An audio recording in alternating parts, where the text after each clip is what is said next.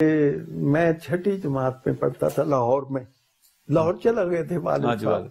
تو میرا ایک دن خیال آیا اقبال کے مزار پر جانے کا، بس ایسے ہی دل میں کھایا، تو میں نے وہاں جا کے بیٹھ گیا سیڑھیوں پہ شاہی مسجد کی، دور سے میں نے دیکھا ایک گھٹا، ایک کلاؤڈ لیٹ ابر پارا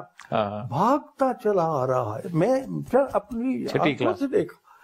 اور جب مزار اقبال آیا ہے تو وہ ٹھہر گیا، وہ بادل، and it begin to stretch, یہ پھیلنا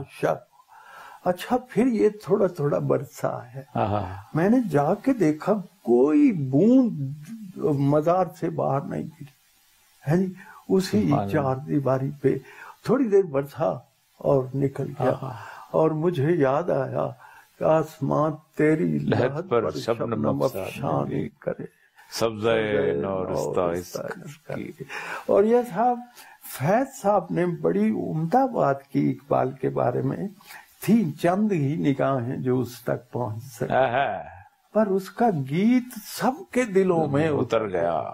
اقبال کی جو اس کے لیکچرز تو سارے لوگ نہیں سمجھتے، لیکن اس کا پیغام جو ہے، جو اس نے امید کا دیا روشن کیا ہے، جو اس نے انسان کو خودی کا سبق دیا ہے، اور پھر کو آخر میں گلا جی کہ مرا جا رہا غزل خانے سے مردہ من امیر امم دادستو اللہ اے سید الانبیاء میں تم سے داد کا طالب ہوں، یہ میرے لوگوں نے مجھے شاید نغمہ کجاؤ من کجاؤ سوز سخن بہانا سوئے قطع اور می کشم ناکہ بے زبان، اللہ۔ تو وہ میں بتا رہا تھا کہ فیض کی وہ بات بالکل ٹھیک ہے۔ میں جا رہا تھا ایک جی ٹی روڈ پر، تو وہاں چائے پینے کے لیے جہاں ٹرک نہیں کھڑے ہوتے وہاں میں بھی بیٹھ گیا، تو تھے دو بالکل لے مین ٹرکاں دے ڈرائیور، ایک آندا ہے لالے والے دا کیا اچھا شیر ہے، لالے بالے دا، وہ دوجا کہتا ہے کیڑا شیر، کہتا ہے اپنا وہ جو ہے نا اس کا تندیے بادے مخالف سے نہ گھبرائے کاک،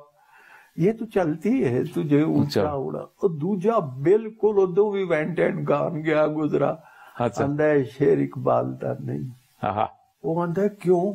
آندہ دی جو کاب گھبرائے ہے، اللہ اندازہ کرو، گھبرا سکتا ہے، لا خوف علیہم ولا ہم یحزنون، یعنی ایک عام آدمی بھی اقبال کو۔ اچھا یہ میں نے ایران میں بھی دیکھا ہے۔